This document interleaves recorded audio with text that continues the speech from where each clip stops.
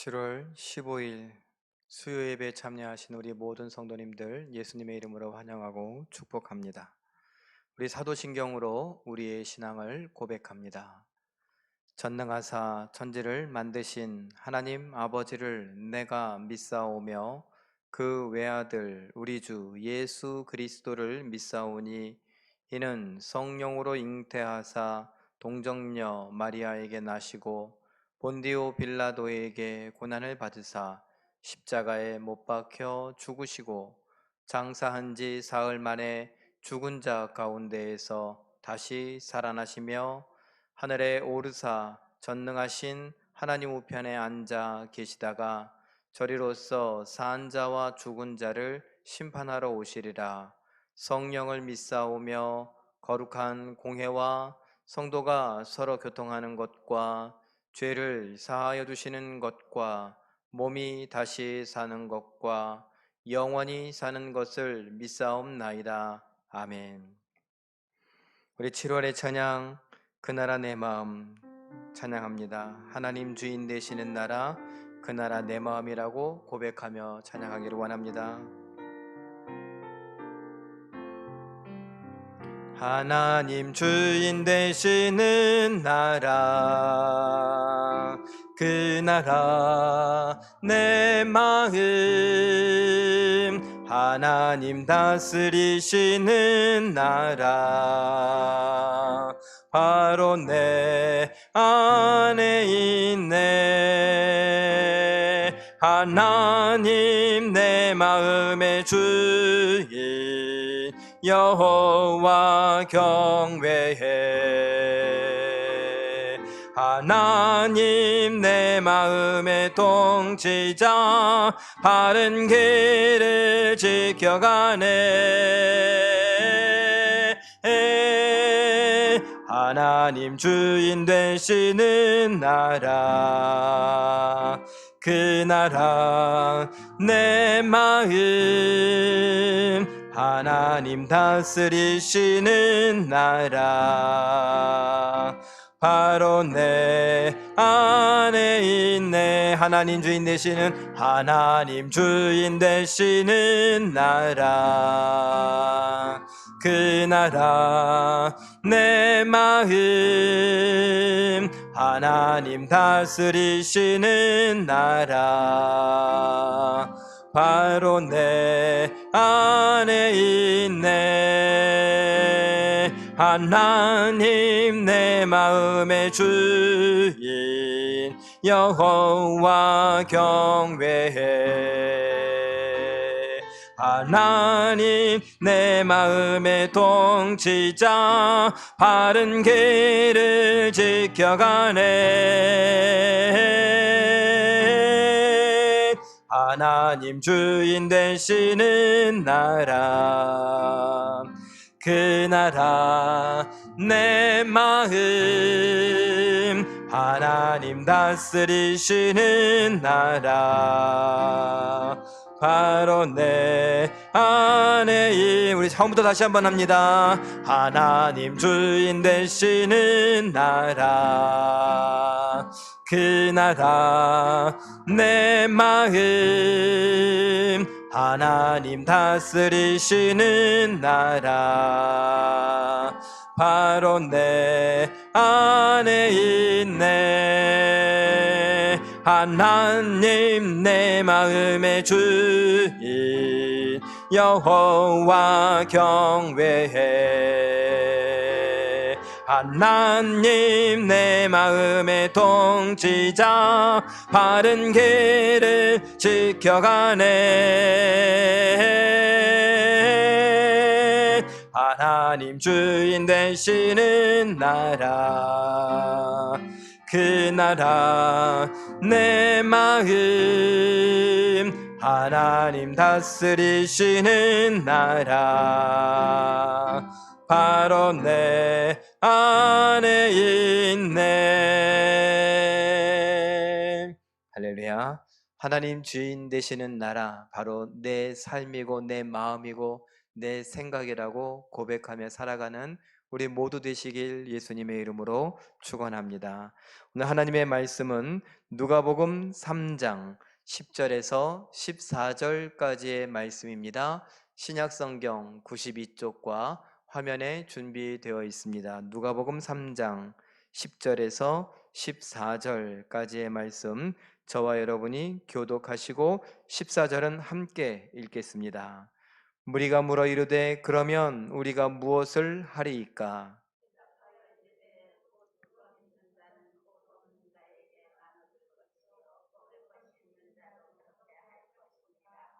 세리들도 세례를 받고자 하여 와서 이르되 선생이여 우리는 무엇을 하리이까 하매,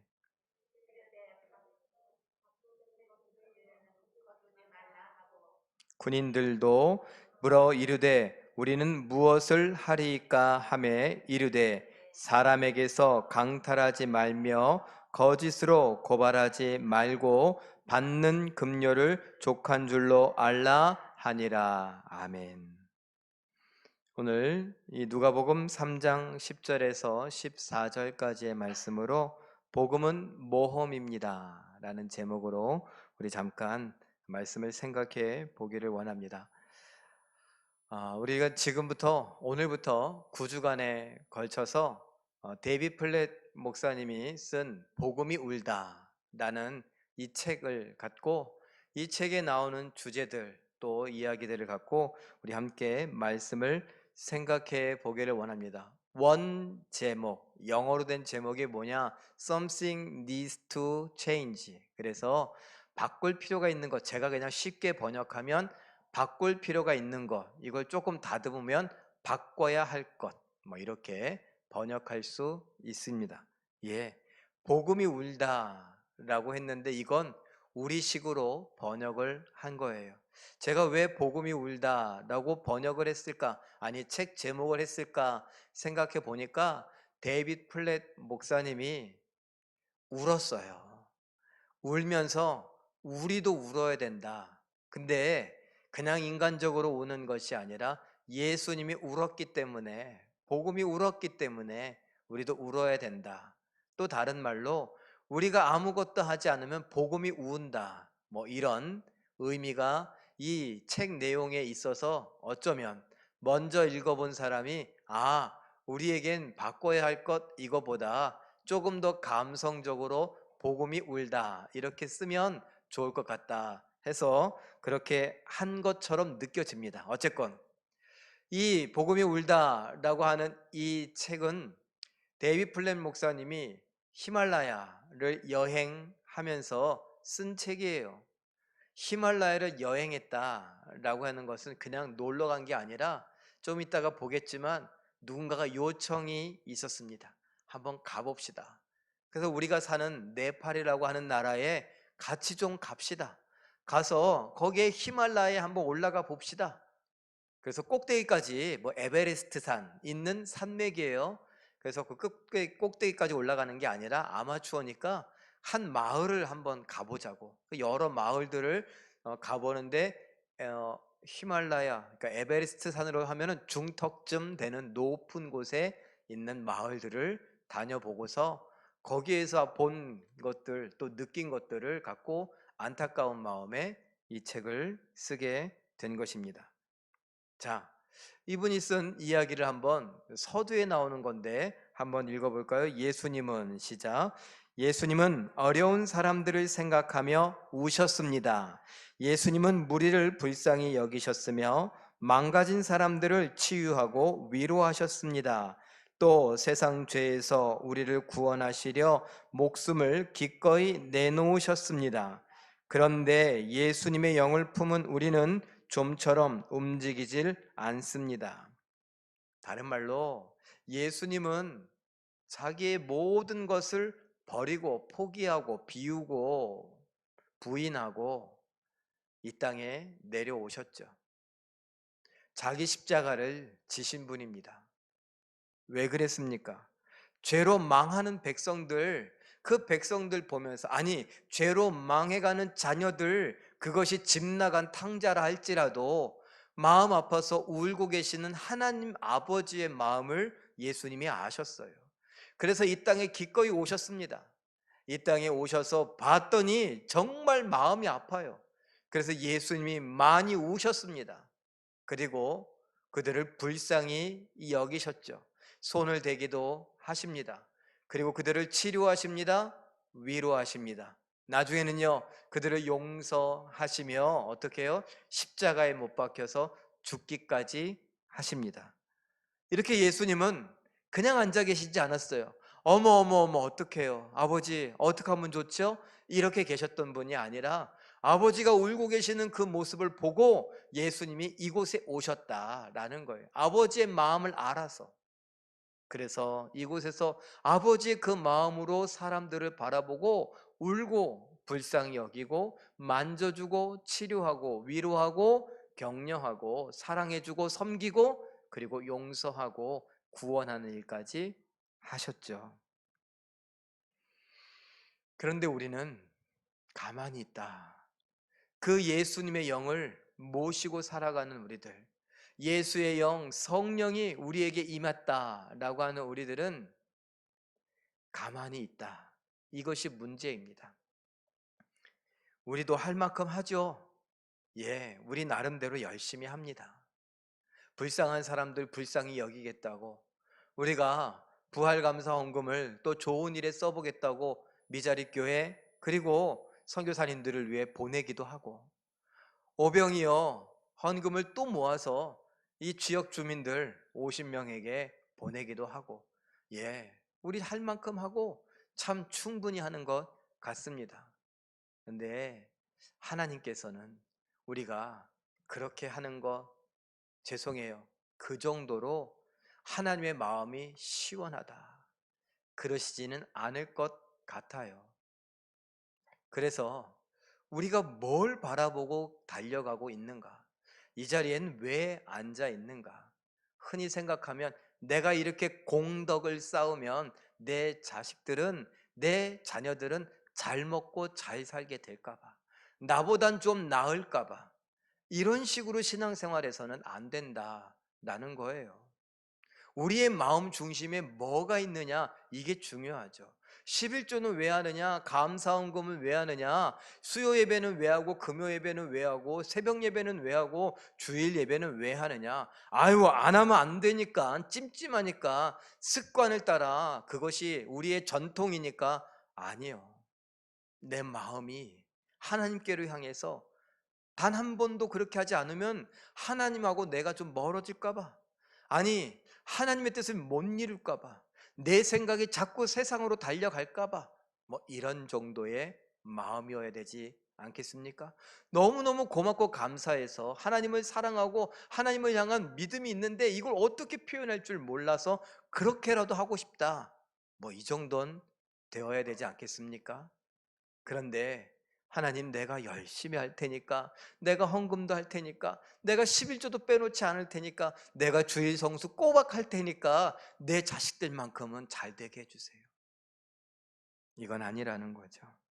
자, 우리 다음도 한번 읽어볼까요? 데이빗 플랫 목사님의 이야기입니다. 시작. 예수님의 복음이 세상 속으로 퍼져나가지 못하고 교회 안에만 머무르는 것은 하나님의 뜻이 아닙니다. 예수님의 복음이 교인들의 머리와 입에만 머물고 우리의 감정과 행동에까지 영향을 미치지 못하는 것은 하나님의 뜻이 아닙니다. 예. 제가 그랬죠. 하나님의 말씀은 살아 운동력 있다고 성경이 가르치죠. 좌우의 날선 그 어떤 검보다도 예리하다. 우리의 영과 혼과 관절과 골수를 찔러 쪼개기까지 한다. 그 말은요, 우리의 삶을 통째로 송두리째 바꿔놓는다. 죄인에서 의인으로, 그리고 믿음 없는 자에서 믿음 있는 사람으로, 하나님의 원수에서 하나님의 자녀로 바꿔놔요. 이것이 복음이고 이것이 말씀이고 이것이 우리의 믿음의 근본적인 것이 되어야 되는데, 우리는 교회를 하도 많이 다녔지만, 말씀은 수도 없이 들었지만 내 감정이나 내 생각은 변하지 않은, 우리가 아멘, 주여, 아버지, 믿습니다, 이런 것들은 내 입에서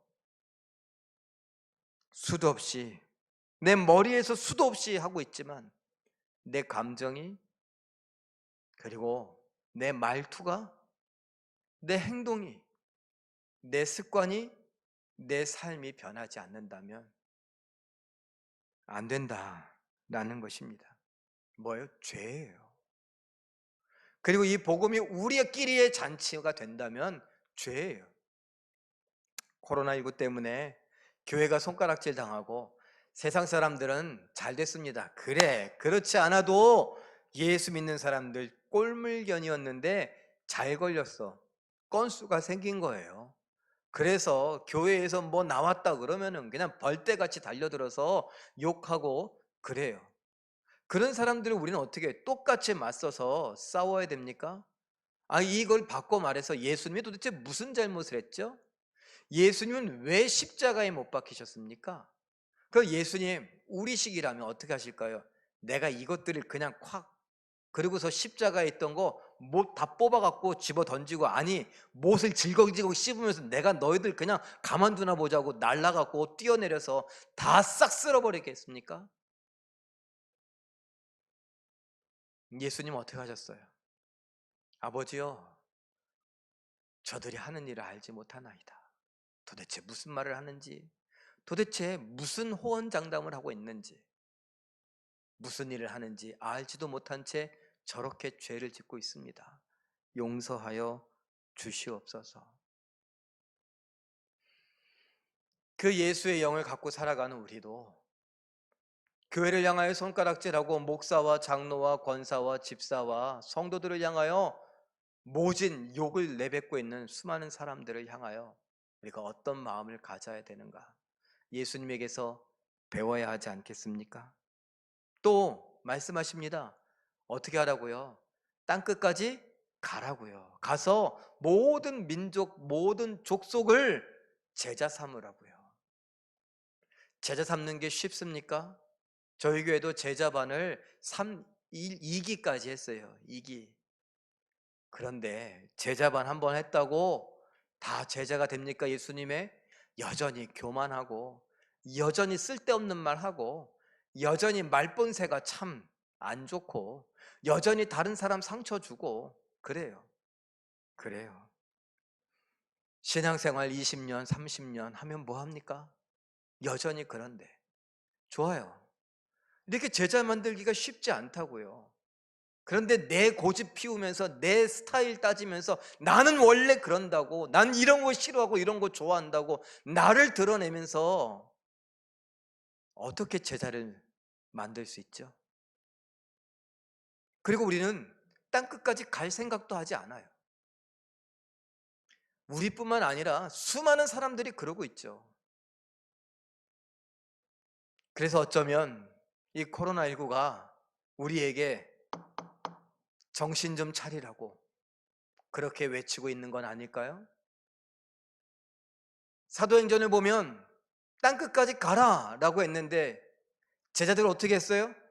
그것 좀 나중에, 어떻게 우리 먼저 결속을 좀 다지자고 예루살렘 교회를 중심으로 흩어질 생각을 하지 않았어요. 그런데 하나님은요, 야, 언제 흩어질 거야? 언제 땅끝까지 갈 거야? 내가 언제 그랬니? 예루살렘과 온 유대와 사마리아와 땅끝까지 가라고 했는데 언제 갈 거니? 그 조금 있다가요. 그래서 하나님 어떻게 하셨어요? 그냥 내버려 두셨어요. 그러자 사울이라고 하는 사람을 중심으로 박해가 시작되었죠. 큰 박해가 있으니 이 예루살렘에 모여 있을 수가 없어서 흩어지게 됐습니다. 흩어지는 게 여행 가는 거예요? 전도 여행을 갑니까? 아니, 도망간 거예요. 피해서 달아난 거라고요. 그런데 달아났는데 내 마음이 뜨거워요. 성령으로. 그래서 복음을 그곳에서 전하게 됐어요. 어디까지? 사마리아에서도 그러더라고요. 그리고 이방 땅으로 점점 멀리 가게 되더라고요. 우리가 갈 생각하지 않으면 하나님이 흩으십니다. 그거 아무것도 아니에요. 하나님이 누구를 충동질해서, 하나님이 누구를 못되게 해서 막 그래요? 아니요. 하나님이 내버려 두시면 돼요. 그냥 내버려 두면, 우리가 말하는 대로 그냥 내버려 두면, 우리가 사는 대로 내버려 두면 내 주변 사람들이 화내게 돼 있어요. 내 주변 사람들이 나를 속이게 돼 있어요. 그래서 나를 못 견디게 만들게 되어 있다고요.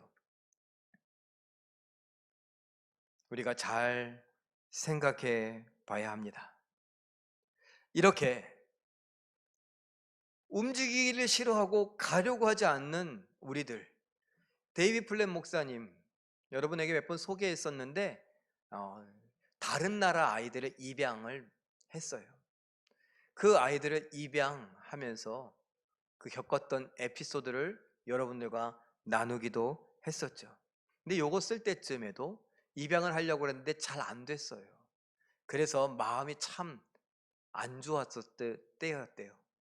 그런데 이런 제안을 받았다고 합니다. 읽어볼까요? 에런 시작.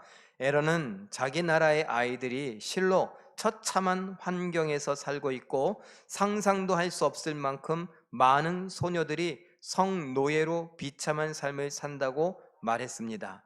이야기 끝에 에런은 자신과 함께 트레킹을 하자며 제안했고 나는 주저없이 그 제안을 받아들였습니다. 그래서 히말라야 트레킹 걸으면서 하는 여행이 시작되었습니다. 그리고 이 책의 출발이 되었고요. 그것은 뭐예요? 모험이에요. 그런데 두 가지 의미가 있죠. 모험, 오늘 제가 제목에 복음은 모험입니다 라고 했는데 이런 떠나는 모험, 예루살렘과 온 유대와 사마리아와 땅끝까지 뭐 해야 돼요? 가야 돼요. 나 있는 곳을 떠나야 돼요. 내가 익숙한 곳을 떠나야 돼요. 그래서 모험이에요. 복음을 갖고 산다. 복음을 증거한다. 또 다른 내적인 의미로 복음을 자꾸 듣고 복음을 가까이 하다 보면 뭐가 드러나요? 내 죄가 드러나요. 그러다 보니 그 죄는요, 이미 나하고 너무 익숙한 거거든요. 나는 늘 그랬거든요. 근데 그게 죄가 죄인 줄도 모르고 살았었는데 복음을 자꾸 듣다 보니까 막 마음에 찔리고 걸려요. 이게 죄구나라는 걸 알게 되죠. 예루살렘을 떠나지 않는 게 죄구나라는 걸 알게 돼요. 그래서 어떻게 해요? 그걸 돌이켜요. 죄에서 떠나는 거예요. 그거 쉬울까요? 안 쉬울까요? 안 쉬워요. 담배 끊는 거 힘들고 술 끊는 거 힘든 뭐 도박을 끊는 거 힘들고 중독된 모든 것들을 끊는 게 너무너무 힘들죠? 왜요? 그건 모험이기 때문에. 이걸 떠나면 죽을지도 몰라요.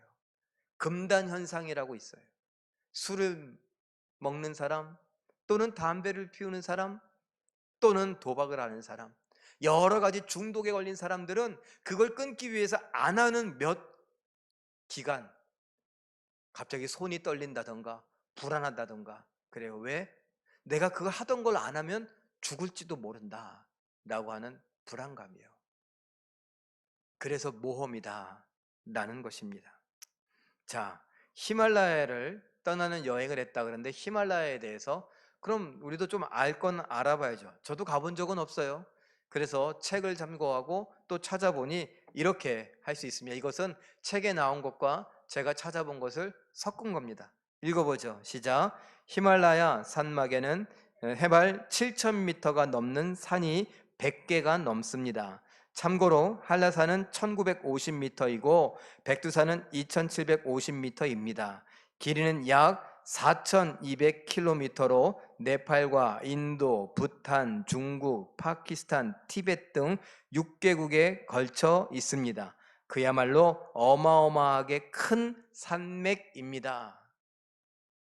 제가 이게 빨간색으로 표현해 있는데 중간에 이렇게 가 있는 게 바로 히말라야 산맥이에요. 6개 나라가 접경되어져 있어요. 우리나라에서 제일 높다고 하는 한라산, 한반도에서 제일 높다고 하는 백두산, 그건 이 히말라야 산맥에서는 산축에도 못 들어가요. 그냥 언덕. 우리가 흔히 얘기하는 여기 안산 정도밖에 안 되는 산이에요. 그만큼 크고 웅장한 산들이 많이 있는 곳이 바로 히말라야 산맥이고 거기에서 우리가 들어본 듯한 제일 높은 산 에베레스트 산도 바로 거기에 있습니다.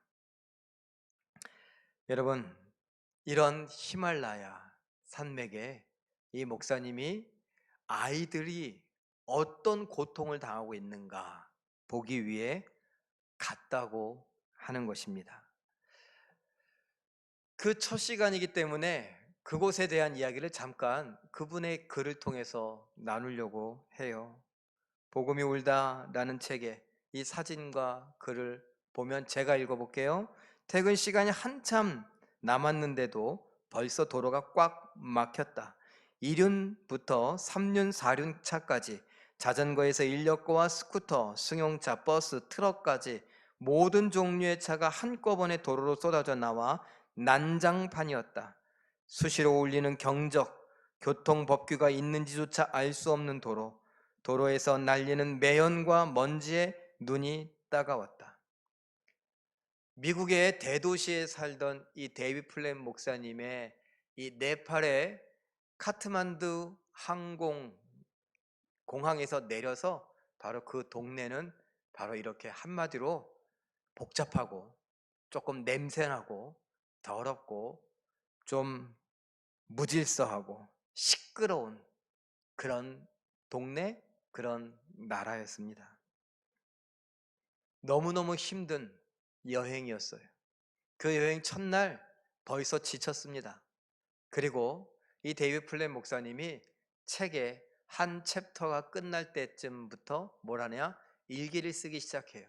근데 그 일기가 그냥 일기가 아니라 묵상 일기 또는 뭐 성경 일기 이렇게 해도 되겠어요.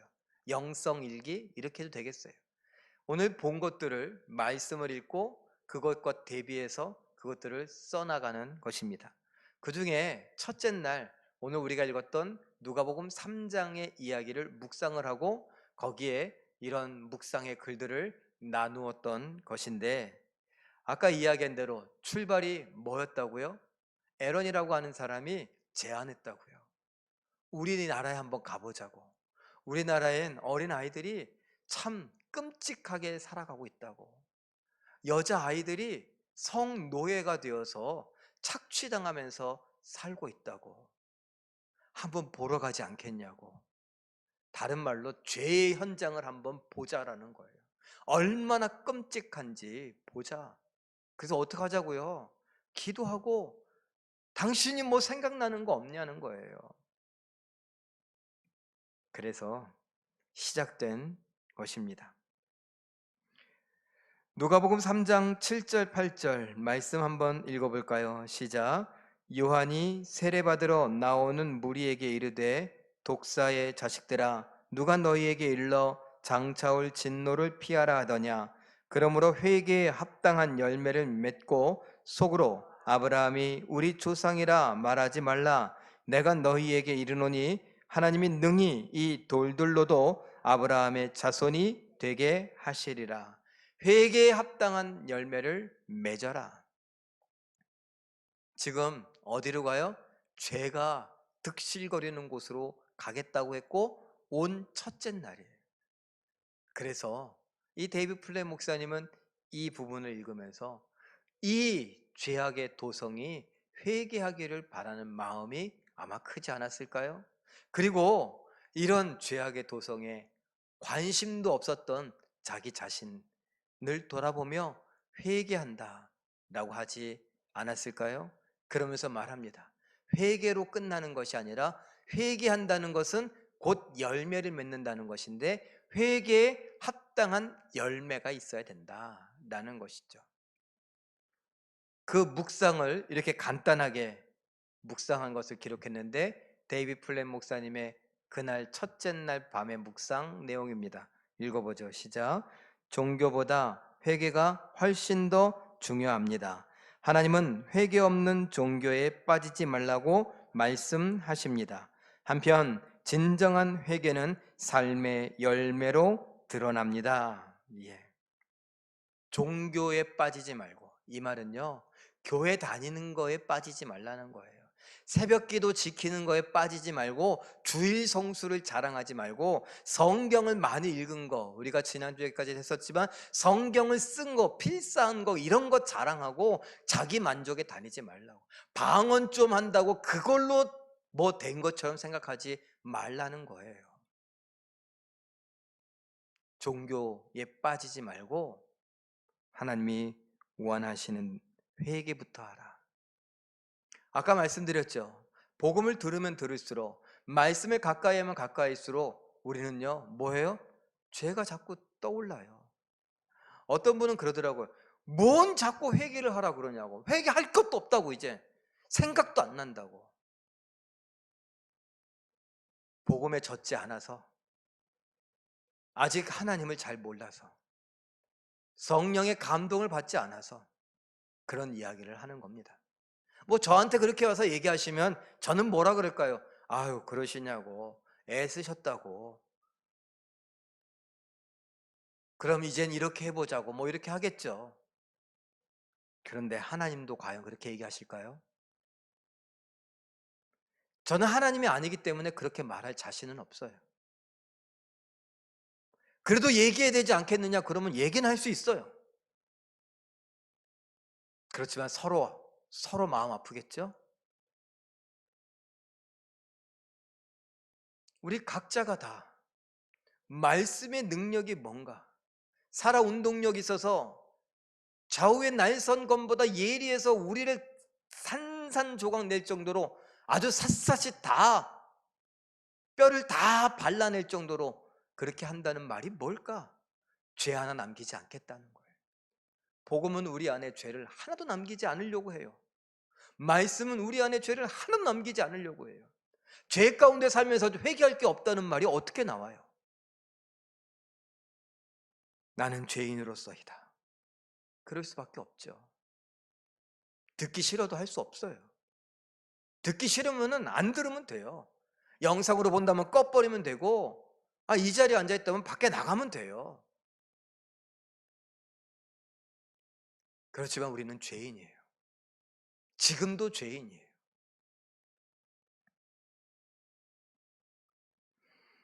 그래서 회개해야 합니다.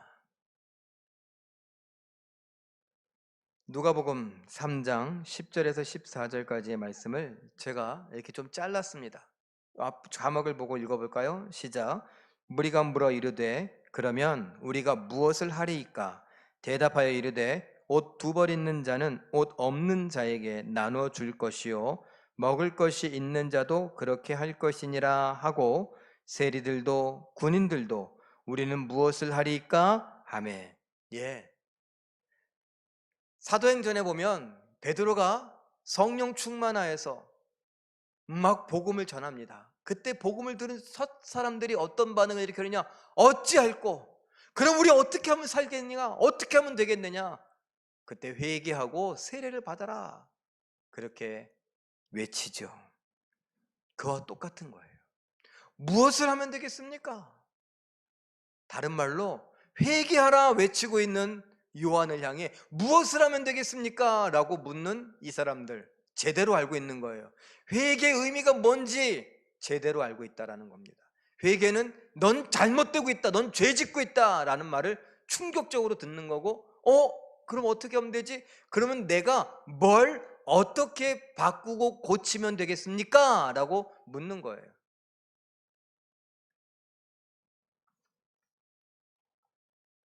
이 부분에 데이브 플랫 목사님이 이런 짧은 묵상을 또 기록해 놓았습니다. 읽어보죠. 시작. 진정한 회개는 내가 가는 길이 틀리고 잘못됐음을 알고 인정하는 것이며 보다 적극적으로 바르고 맞는 길로 방향을 바꾸는 것이기에 삶의 변화로 이어집니다. 진정한 회개는 변화를 낳습니다. 앞부분은 제가 추가로 넣은 것이에요. 진정한 회개. 회개라는 그 말 자체에 내가 틀렸다는 전제가 있어요. 여기가 아니구나. 일로 가는 게 아니구나. 내가 틀렸구나. 내가 잘못됐구나. 잘못했구나. 잘못됐구나. 성경적으로 뭐예요? 내가 죄인이구나. 그러면 죄가 우리가 뭔지 알죠? 하나님의 말씀에 뭐 한 거예요? 빗나간 거예요. 이게 죄예요. 빗나간 게 죄예요. 이걸 조금 더 쉽게 얘기하면 뭐예요? 순종하지 않은 불순종이 죄라고요. 알던지 모르던지 하나님 말씀에서 빗나가는 불순종하는 모든 건 죄라고요. 그걸 알아야 돼요. 그렇구나. 그래서 회개한다고 하는 것은 돌이킨다라는 거예요. 내 생각이나 감정이나 말이나 행동, 내가 죄인이고 내가 잘못됐고 내가 틀렸고 그랬으니까 어떻게 해요? 돌이키는 거예요. 옛날 우리가 생각해보면 아버지에게 막 혼나고 어머니에게 혼날 때 싹싹 빌면서 뭐 했다고요? 잘못했다고요. 잘못했다고 그러면서 뭐예요? 다시는 안 그러겠다고. 그러잖아요. 그거예요. 회개가 그거예요. 그래서 바른 쪽으로, 맞는 쪽으로, 내가 틀리고 잘못됐으니까 맞고 바른 쪽으로 다시 가겠다고, 그것을 하겠다고 하는 것이 회개입니다. 죄를 지었으니까 이제 죄가 아닌 의, 선, 하나님 말씀에 딱 맞는 순종을 하겠다고 하는 것이죠. 방향을 바꾸는 것입니다. 삶을 바꾸는 것입니다. 변하는 것입니다. 그래서 아까 원 제목이 뭐라고요? Something needs to change. 바꿔야 할 것. 바로 그거예요. 변화해야 될 것. 내가 변해야 되고 내가 바뀌어야 된다라는 것이에요. 누가복음 3장 10절에서 14절 제가 이렇게 정리해 봤는데 이거 읽어볼까요? 괄호 안에 것까지 시작. 넉넉한 자는 옷이나 먹을 것을 없는 자에게 나눠줄 것이요 세리들은 부과된 것 외에는 거두지 말라 하고 군인들은 사람에게서 강탈하지 말며 거짓으로 고발하지 말고 받는 급료를 족한 줄로 알라 하니라. 아니 사람들이 나눠주는 거 이거 어려워했어요. 그런데 나눠주래요. 세리들은요, 자기가 먹고 살아야 되잖아요. 그래서 어떻게 했어요? 만약에 300원의 세금이 나왔으면은 자기가 더 가지려고, 자기가 좀 쓰려고 500원 또는 600원을 세금으로 부과한 거예요. 더한 거죠. 그래서 300원을 로마에 갖다 주고 200원이나 300원은 자기가 갖는 거예요. 아니 세리라면 누구나 다 그렇게 했다고요. 그래서 사람들이 뭐라고요? 세리는 곧 죄인이다라고 여겼다고요. 그들이 정직했다면, 아니 몇 사람만 그랬다면 그런 말 안 했겠죠. 그런데 그들은 그것이 일상입니다. 당연한 일이에요. 지금 우리가 마스크 쓰는 것이 당연한 것처럼 세리들에겐 조금 더 부과해서 그거 나머지를 떼먹는 건 이건 너무나 당연한 일상적인 일이에요. 근데 그거 하지 말래요. 군인들은요, 빼앗는 거 고발하고 짓밟고 때리고 그러는 거, 그게 군인들이 하는 일이에요. 누구나 다 그랬어요. 하다못해 우리나라도 지금 조금 달라지고 있지만 아직도 우리나라에 있는 주한 미군들 어때요? 겸손해요? 사랑이 많아요? 베풀어요? 섬겨요? 아니에요. 뭐가 그렇게 잘났어요? 너무너무 당당해요. 사고를 내도 사과하지 않아요. 왜?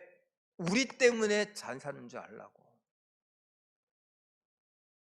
우리나라는 안 그랬을까요? 베트남에 가서 우리나라가 베트남을 돕겠다고 베트남 전쟁에 참여한 우리 군인들은 안 그랬을까요? 베트남에 그 여인들을 강간하고 마구 짓밟고, 우리도 그랬어요.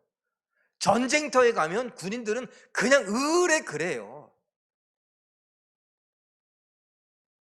지금이야 스마트폰 이걸로 카메라로 찍어서 기자들에게 넘기고 그러면은 큰일 나지만 옛날에 그런 게 어딨어요. 그런 군인들에게 그런 거 하지 말래요. 군인이라면 누구나 하는 일을 하지 말래요. 바꾸래요. 이건 너무너무 힘든 일이거든요. 난 그거 하려고 군인이 됐는데 난 그거 하려고 세리가 됐는데, 나는 내가 있고 내가 더 가지려고 여태까지 애쓰고 뼈 빠지게 일했는데 그걸 남 주라고? 그게 회개에 합당한 열매라고 가르칩니다. 변하라고, 바꾸라고. 너무너무 힘들게 느껴져요. 내게 손해가 막 급해요. 그래서 모험이라는 얘기예요. 복음대로 산다, 말씀대로 산다는 건 내가 일상적으로 살아가던 그 죄 가운데서 내 발을 떼어내고 거기서 좀 떼어가는 거예요. 영화나 드라마에서 여러분들 보시잖아요. 어떤 남자가 건달이에요. 깡패예요. 그런데 여자를 만났는데 너무 사랑해요. 여자가 그래요. 제발 싸우지 말라고, 그만하라고, 이제 거기서 나오라고. 알았다고 하는데 그게 쉽지 않더라고요. 그러다가 보스 큰형님 앞에 가서 무릎 꿇고 저 이제 그만두겠습니다. 그럴 때 어떻게 해요?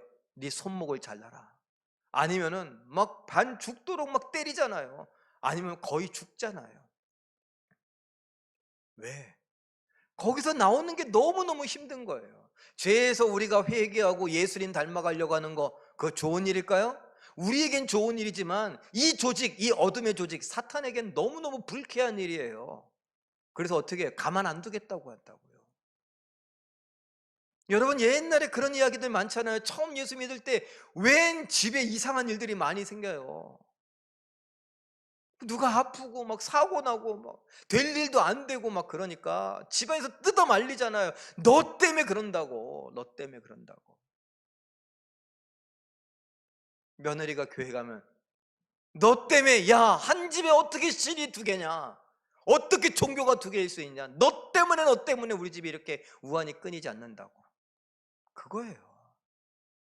근데 그런 일에만 그런 게 아니라 우리 일상생활을 살아가는 중에 내가 인정하지 않았던 그 죄 가운데서 그 죄를 벗어나는 게 끔찍하다고요. 너무너무 힘들다고요. 근데 희한한 건 다 알고 있다는 거예요.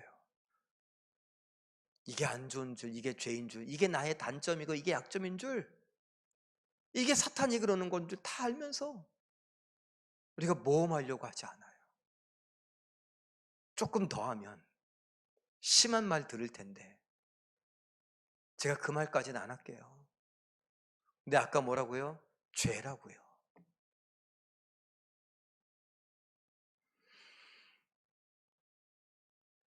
우리 모두가 바뀌어야 됩니다. 제가 몇 번 말씀드렸어요. 우리 제일교회 참 가난했던 교회입니다.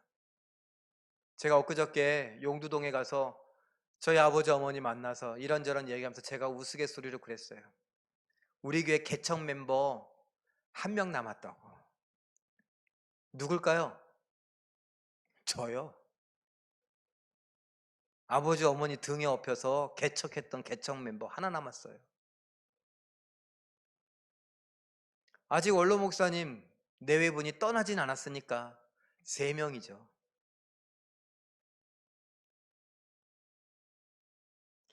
그때 어릴 때부터 보고 자라서 알아요. 얼마나 가난했던지, 얼마나 힘들었던지. 그런데 제가 말씀드렸잖아요. 이젠 우리 그렇게 가난하지 않아요. 상위 몇 퍼센트요? 세계적으로 따지면 상위 30% 안에 드는 부자들이라고요. 내가 인정하고 싶지 않아서 그렇지 상위 30% 하는 부자들이라고요. 그런데 우리는 아직도 마음이 가난해서 빵을 나눠줘도 빵을 2개, 3개 더 가져가려고 하고, 야쿠르트 그것도 나눠 먹는 게 더 가져가려고 막 그러고, 그걸 못 받으면 막 분이 나고 화가 나고 그런다고요.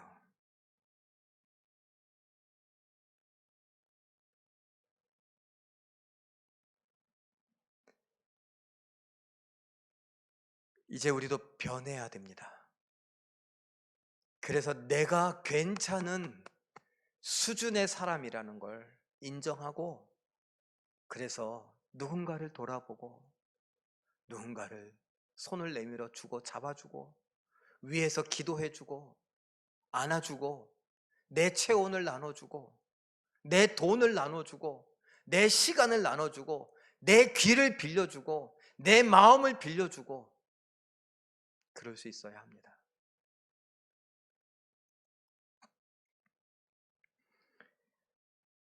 세계 제가 77억 9천만 명이라고 세계 이야기 자주 하잖아요. 1만 7천여 종족이 있다고, 228개국이라고. 왜 그런 이야기 하겠어요?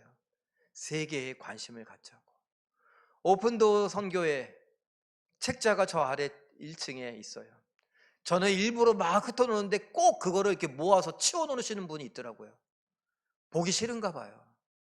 일부러 보라고. 기도해야 될 나라라고. 세계를 위해 관심을 가져야 한다고. 그림 하나 보죠. 많이 봤죠? 예수님을 전에 듣지 못한 미전도 동족이 1만 7천여 종족 중에 7천 종족이에요.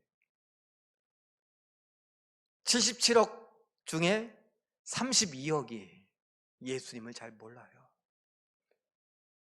지금 데이비 플랫 목사님이 간 이 네팔 히말라야 산엔 예수님이 없어요. 예수님을 들어본 적이 없는 사람들이에요. 온갖 미신이 성행하고 있고 그것 때문에 아이들이 고통당하고 있어요. 앞으로 9주 동안, 이제 남은 8주 동안 그 이야기들을 하려고 해요. 제가 2페이지 정리해 봤는데 우리 한번 다짐하는 마음으로 읽어봤으면 좋겠습니다. 시작. 거대한 히말라야 산맥을 우리는 가본 적이 없습니다. 그곳엔 어떤 사람들이 어떻게 사는지 모릅니다. 그러나 분명한 건 그곳의 사람들에게 예수님과 복음이 절대적으로 필요하다는 것입니다. 예수님을 모른다면 죄 가운데서 사망으로 달려갈 뿐입니다. 다음, 복음이 울다라는 책을 통해 히말라야 산맥에서 사는 사람들의 모습을 엿보게 될 것입니다.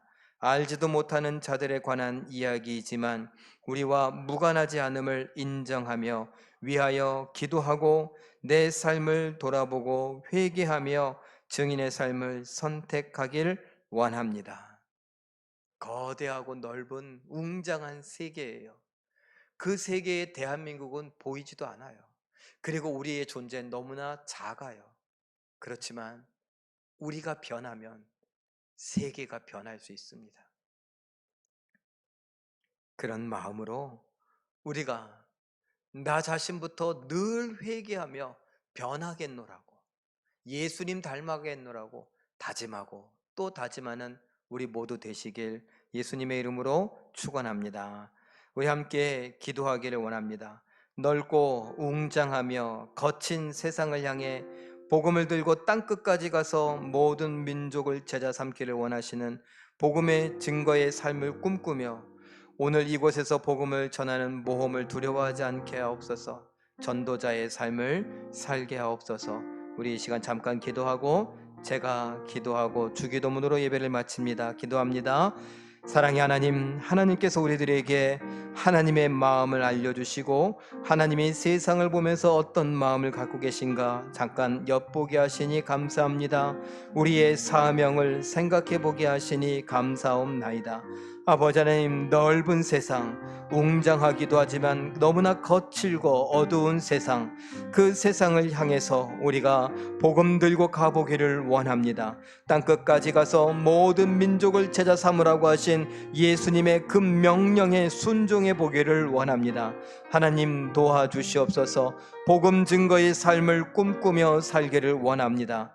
오늘 이곳에서 예수 그리스도의 이름을 전하며 복음을 증거하며 살기를 원합니다. 내 죄를 깨닫고 내가 죄에서 벗어나 하나님께로 돌아가고 순종의 길로 가기를 원하는 모험을 하기를 원하오니 도와주시옵소서. 죄에 익숙했던 우리들이기에 그 죄가 우리의 발목을 붙잡고 상처가 우리의 발목을 붙잡고 습관이 우리의 발목을 붙잡고 우리의 모든 것들이 방해받고 불편함을 겪을지라도 아버지 하나님 두려워하지 않게 하여 주시옵소서. 복음은 모험이다 라고 했던 것을 우리가 기억하며 죄를 떠나고 순종으로 향하여 모험할 수 있는 우리가 되게 하여 주시옵소서. 전도자의 삶을 살게 하여 주시옵소서. 내 가정에서 뿐만 아니라 내 이웃들과의 삶 속에서 또 아버지 하나님께가 살아가는 모든 삶의 현장 속에서 전도자로서 예수 그리스도의 복음을 증거하고 전할 수 있게 하여 주셔서 내가 만난 예수님, 내가 아는 예수님, 나를 사랑하시고 나를 위하여 대신 죽으신 예수님, 나를 구원하기 위하여 십자가에 못 박이신 예수님, 나를 천국으로 이끌어 가시며 나를 예수님 닮게 하시는 그 예수님을 우리가 가르쳐주고 보여주고 증거할 수 있게 하여 주시옵소서. 세상을 넓다고만 생각하지 않게 하시고 세상 사람들이 나와 상관없다고 생각하지 않게 하시고 우리가 달려갈 수 있는 하나님의 자녀들 되게 하여 주시옵소서. 모든 것 믿고 감사드리옵나이다. 사랑의 하나님, 228개국 또 17,000여 종족 77억 9천여만 명, 이 세계의 사람들이 우리의 전도 대상자임을 잊어버리지 않게 하여 주시옵소서.